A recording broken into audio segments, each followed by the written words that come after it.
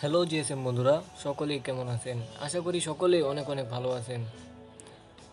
বন্ধুরা, আজকে আমি আপনাদের মাঝে একটি গুরুত্বপূর্ণ ভিডিও নিয়ে হাজির হয়েছি। আমরা অনেকেই আছি যে বিগত 4-5 বছর যাবৎ মোবাইল রিপেয়ারিংয়ের কাজ করে আসছি, তবে আমরা এখন পর্যন্ত ভালোভাবে মোবাইলের কম্পোনেন্টগুলো সম্পর্কে আমাদের জ্ঞান নেই, অথবা কম্পোনেন্ট আমরা ভালোভাবে জানিও না বা বুঝিও না যে কোনটা কোন কম্পোনেন্ট এবং কোনটার কী কাজ। সো বন্ধুরা, আমি আজকে আপনাদেরকে ভালোভাবে বোঝানোর চেষ্টা করব যে মোবাইলে ব্যবহৃত কম্পোনেন্ট কিভাবে আমরা চিনব বা কোনটার কী কাজ, কোনটা কিভাবে কাজ করে, এই সমস্ত বিষয় নিয়ে আমি আজকে আলোচনা করব। এই জন্য খুব গুরুত্ব সহকারে ভিডিওটি দেখবেন এবং লাস্টে একটি সুন্দর কমেন্ট করবেন যে আপনি এই ধরনের ভিডিও চান কিনা। কারণ আপনার প্রত্যেকটা কমেন্ট আমাদের কাছে খুব গুরুত্বপূর্ণ এবং আমরা খুব সম্মানের সাথে, ভালোবাসার সাথে আপনার কমেন্টগুলো পড়ে থাকি। তো বন্ধুরা, চলুন আমরা মাদারবোর্ডে ব্যবহৃত কম্পোনেন্টগুলোর সাথে পরিচিত হই। বন্ধুরা, মাদারবোর্ডে অনেক ধরনের কম্পোনেন্ট ব্যবহার করা হয়ে থাকে, যেমন ক্যাপাসিটর, রেজিস্টর, কয়েল, তারপর হচ্ছে ফিউজ, বেরিস্টর, তারপর ক্রিস্টাল ইত্যাদি। বন্ধুরা, আমরা প্রথমে ক্যাপাসিটর সম্পর্কে জানব। মোবাইলে দুই ধরনের ক্যাপাসিটর ব্যবহার করা হয়ে থাকে, পোলার ক্যাপাসিটর, নন পোলার ক্যাপাসিটর। তো প্রথমে পোলার ক্যাপাসিটর সম্পর্কে জানা যাক। পোলার ক্যাপাসিটরের কাজ হচ্ছে বিদ্যুৎকে জমা রাখা এবং এর সিম্বল হচ্ছে এইরকম। এর একটা নেগেটিভ পজিটিভ দিক রয়েছে, অর্থাৎ যদি আপনি এই ক্যাপাসিটরটাকে মাদারবোর্ডে লাগান তাহলে অবশ্যই আপনাকে মাদারবোর্ডের পজিটিভ নেগেটিভ লাইন মিলিয়ে লাগাতে হবে, না হলে প্রবলেম হবে। পোলার ক্যাপাসিটর দেখতে হলুদ অথবা সাদা হবে, মাথায় একটি লাল দাগ থাকবে এবং আকারে এটা অনেক বড় হবে এবং এর লেগ থাকবে দুইটি। এটা মোবাইলের মধ্যে একটি থাকবে। বর্তমান যুগে যে সমস্ত মোবাইল ফোন তৈরি করা হয় এর মধ্যে এই ক্যাপাসিটরটা দেখা যায় না। এটা আসলে ওল্ড যে সমস্ত ফোন আছে সেই ফোনগুলোতে এই ক্যাপাসিটরটা পাওয়া যেত, এখন আর এই ক্যাপাসিটরটা তেমন একটা দেখা যায় না। তারপর বন্ধুরা, আমরা জানবো নন পোলার ক্যাপাসিটর সম্পর্কে। নন পোলার ক্যাপাসিটরের কাজ হচ্ছে বিদ্যুৎকে ফিল্টারিং করা। ধরুন একটা আইসিতে 3.7 ভোল্ট লাগবে এবং সেখানে সেই ভোল্ট দেওয়া আছে।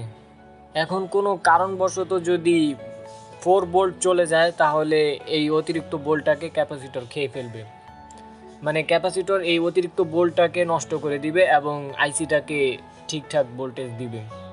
নন পোলার ক্যাপাসিটর দেখতে হলুদ অথবা ছাই কালার হবে, দেখতে আকারে মিডিয়াম হবে এবং এর লেগ থাকবে দুইটি। এটা মোবাইলের মধ্যে অগণিত থাকবে। দেখতে পাচ্ছেন বন্ধুরা, এই যে এইগুলাকে ক্যাপাসিটর বলে। এখানে অনেক ক্যাপাসিটর ব্যবহার করা হয়েছে, যেমন এই যে একটা, এই যে একটা, এই যে এরকম যত কম্পোনেন্ট দেখতে পারবেন সবগুলাই ক্যাপাসিটর।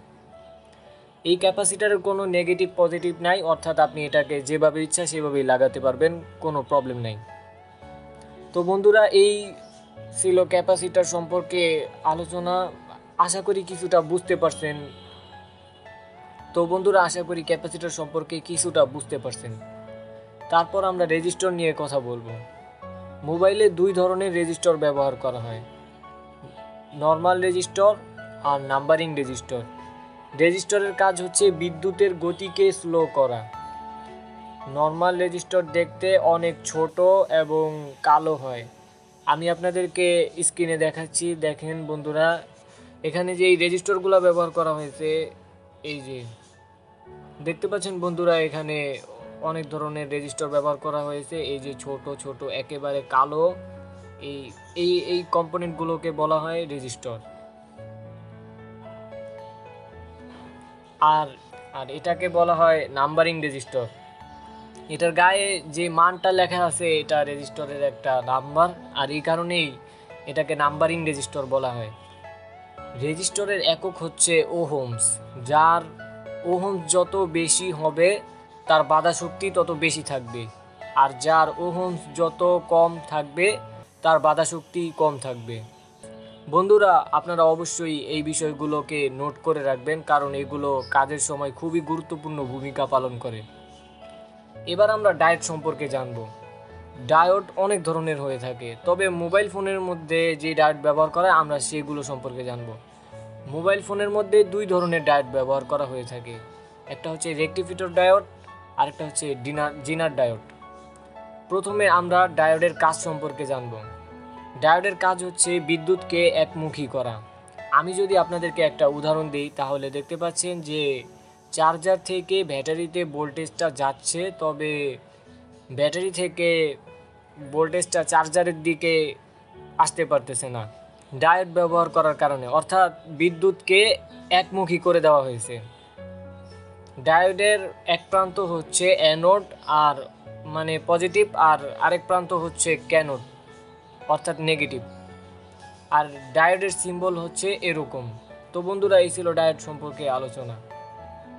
এবার আমরা কয়েল সম্পর্কে জানব। কয়েল সাধারণত অনেক ধরনের হয়ে থাকে, তবে মোবাইল ফোনে দুই ধরনের কয়েল ব্যবহার করা হয়ে থাকে, একটা হচ্ছে নর্মাল কয়েল আর আরেকটা হচ্ছে বুস্ট কয়েল। নর্মাল কয়েল দেখতে কালো অথবা ছাই কালার হবে। বন্ধুরা দেখতে পাচ্ছেন এই যে এখানে প্রায় ক্যাপাসিটরের মতোই দেখতে যেই কম্পোনেন্টগুলোকে দেখা যাচ্ছে, এগুলো হচ্ছে নর্মাল কয়েল। এই যে এখানে দেখতে পাচ্ছেন এই যে একটা কয়েল, এইগুলোকে কয়েল বলে। আপনারা আবার ভুলে এগুলোকে অনেকেই ক্যাপাসিটর ভুলে বলে থাকে, তবে এরকম না, আমাদেরকে ভালোভাবে বুঝতে হবে যে কোনটা কয়েল কোনটা ক্যাপাসিটর। এই বাদামি কালার যেগুলো হবে সেগুলো হচ্ছে ক্যাপাসিটর, আর এই কালো কালার যেগুলো হবে সেগুলো হচ্ছে কয়েল, নর্মাল কয়েল। আর এগুলো হচ্ছে বুস্ট কয়েল। বুস্ট কয়েল দেখতে একটু বড় হবে এবং পিঠ একটু উঁচা থাকবে। বুস্ট কয়েলের কাজ হচ্ছে বিদ্যুৎকে হাই করা। উদাহরণস্বরূপ ধরেন, আমরা জানি যে মোবাইলের ডিসপ্লে প্যানেলে অনেকগুলো লাইট থাকে, আর এই লাইটগুলো সিরিজ কানেকশনে হয়ে থাকে। এটা হচ্ছে একটা সিরিজ কানেকশন, এখানে অনেকগুলো লাইট রয়েছে, তবে এর নেগেটিভ পজিটিভ থাকবে দুইটাই। তো এখন এক একটা লাইট জ্বালানোর জন্যে 3 ভোল্ট প্রয়োজন। তো সেক্ষেত্রে আমাদের প্রয়োজন হয় প্রায় 24 ভোল্ট এতগুলো লাইট জ্বালানোর জন্যে। কিন্তু আমরা জানি যে মোবাইলের ব্যাটারিতে থাকবে 3.7 ভোল্ট, তাহলে এত ভোল্ট লাইটিং আইসি কোথা থেকে পাবে? তখন এই বুস্ট কয়েল ব্যাটারির ভোল্টকে হাই করে 24 ভোল্ট করে দেয়, যার কারণে এই লাইটগুলো জ্বলে। এটার সিম্বল হচ্ছে এরকম স্প্রিংয়ের মতো পেঁচানো পেঁচানো থাকবে। তো আশা করি আপনারা কয়েল সম্পর্কে বুঝতে পারছেন। এবার আলোচনা করব ফিউজ নিয়ে। বন্ধুরা, ফিউজ হচ্ছে এমন একটা জিনিস যেটা নিজে নষ্ট হয়ে অন্য কম্পোনেন্টগুলো বা অন্য আইসিগুলোকে ভালো রাখে। ফিউজের কাজ হচ্ছে ওভারভোল্ট থেকে পজিটিভ লাইনকে সুরক্ষা দেওয়া। আর ফিউজ দেখতে একেবারে ছোট হবে, আর এটার কালার হবে সাদা অথবা নীল কালার এরকম। আমি আপনাদেরকে স্ক্রিনে দেখাচ্ছি। বন্ধুরা দেখতে পাচ্ছেন এই যে ছোট যেই সাদা সাদা কম্পোনেন্টগুলো রয়েছে, এগুলোকে ফিউজ বলে। বন্ধুরা আশা করি বুঝতে পারছেন। মোবাইলের কাজ করার জন্য আমাদের যতটুকু জানা দরকার আমি ততটুকুই আপনাদের বোঝানোর চেষ্টা করছি। বন্ধুরা, এরপরেও আরও অ্যাডভান্স লেভেলে কাজ করতে গেলে আমাদেরকে অনেক কিছুই জানতে হয়, তাহলে আমাদের কাজগুলো সহজ হয়ে যায়। তো বন্ধুরা, ভিডিওটি আশা করি বুঝতে পারছেন।